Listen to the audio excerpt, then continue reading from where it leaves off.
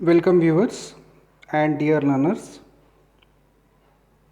In this video, we are going to read and get the simple explanation of the textual part of short story The Cop and the Anthem, written by O. Henry. In the earlier part, in our previous video, we learned about the central figure of the story, Soapy, who was a vagabond and criminal by background, and he was living there on a roadside. The winter season was about to approach, and in Europe and American climate, it is the deadliest season so far. So he started thinking of getting rescued from the situation by pushing him there into the prison. It seems quite funny, amusing, at the same time it makes us think seriously why this fellow was so desperate to push him into the prison.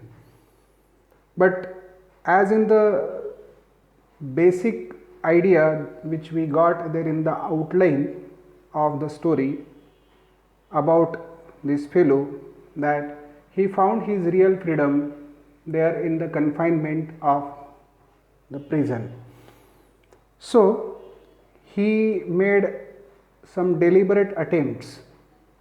Among those attempts, the first one which we learned in the earlier video, all it went in vain. He was making an attempt to enter the luxurious cafe to enjoy the feast and later on declare that he could not pay even a single penny, so that they would call the police or cop and would hand him over. And later on, of course, it was what he wanted to do, whereby he could easily enter the prison. Afterwards, he found, indeed, to enter such a luxurious place is really difficult for him. So Soapy turned off Broadway. It means he stopped going from that way. It seemed that his route to the coveted island was not to be an easy one. Here word coveted, which is put in dark, coveted, its meaning is given there in the blue strip, that greatly desired. The word island is here symbolically used.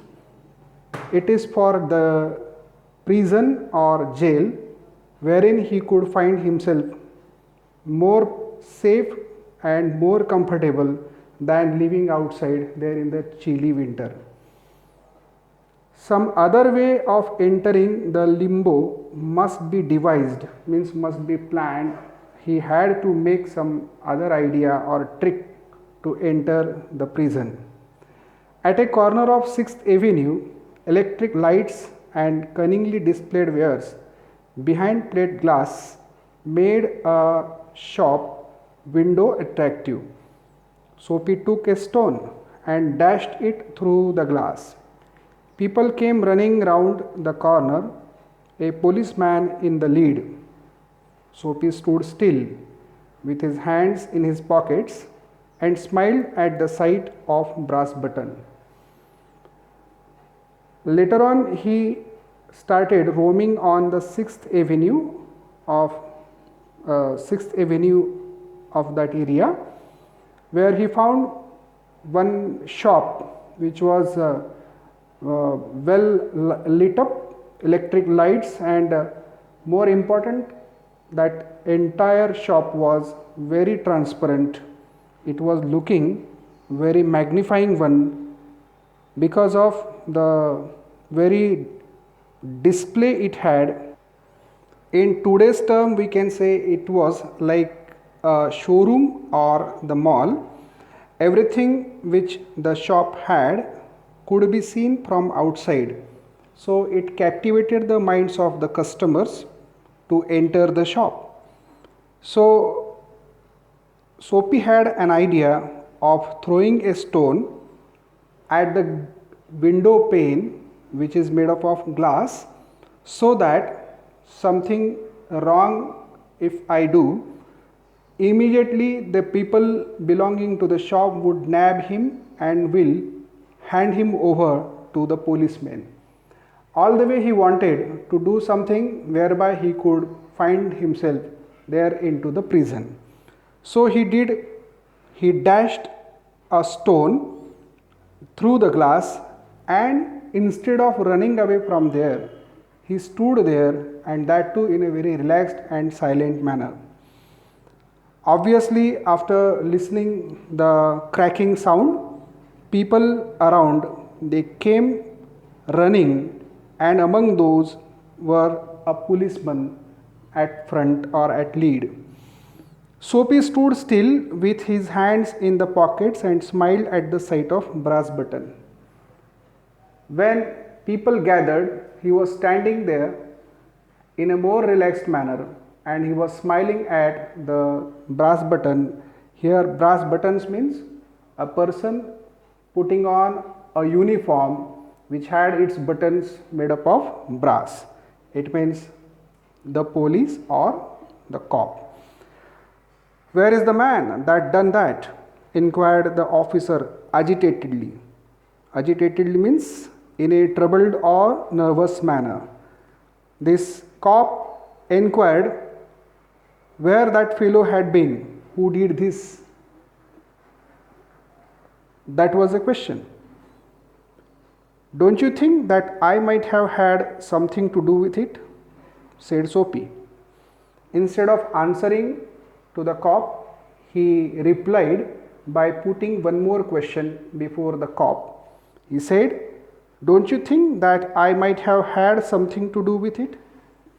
In short, he wanted to say, or he wanted to declare, that this act is done by me, said Soapy with a friendly voice. More important is that he was very comfortable when he was reacting to the very question of the police. As one greets good fortune, his tone was such as if he was making a compliment or greeting somebody, like saying good morning, good evening, or good night. The policeman refused to accept Soapy even as a clue. Men who smash windows do not remain to chat with the police. They take to their heels. Here, a very wonderful and catchy phrase used here, to take to their heels. It means originally to take to one's heels. It means to run away. Those who perform such act, those who do something which is undesirable, they never remain at the spot. This is a general assessment the police had. So he thought, how could it be?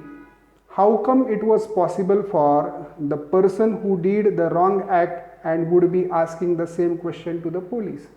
So he did not even accept him as a clue. So it is a quite funny thing that happened there. They take to their heels. This is what he predicted. The policeman saw a man halfway down the block running to catch a car. With drawn club, he joined in the pursuit. He saw one of the persons who was running after a car, and the police thought probably the fellow would have thrown a stone at the glass, and probably he would have run away from here so as to rescue from this place. Soapy, with disgust in his heart, drifted along, twice unsuccessful, because he saw the cop, instead of catching him, he ran after the person who was running after the car. So again it was the second attempt which failed utterly. Obviously, when you desperately want to do something and you fail utterly, obviously you get disgusted. The mental state of this fellow was, obviously you can understand how he might have been feeling. On the opposite side of the street was a great restaurant of no great pretensions. It catered to large appetites and modest purses. Its crockery and atmosphere were thick, its soap and napery thin. Into this place Soapy betook himself without challenge. At a table he sat and consumed beefsteak, flapjack, doughnuts and pie. And then he told the waiter the fact that the minutest coin and himself were total strangers. In the earlier event, when he was about to enter the luxurious cafe, he was caught hold by the very attentive head waiter. But now there is one such restaurant which is quite ordinary, wherein anybody could easily enter. So entering that restaurant was not at all a challenge.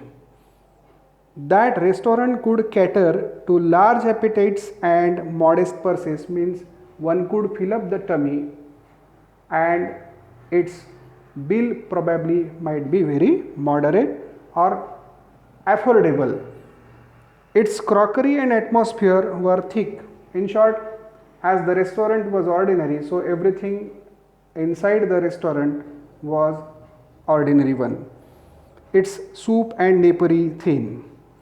Into this place Soapy betook himself without challenge. It means he entered the restaurant and nobody interrupted or stopped him from entering the restaurant.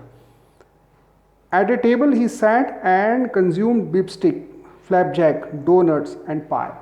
Later on he ate to his fill.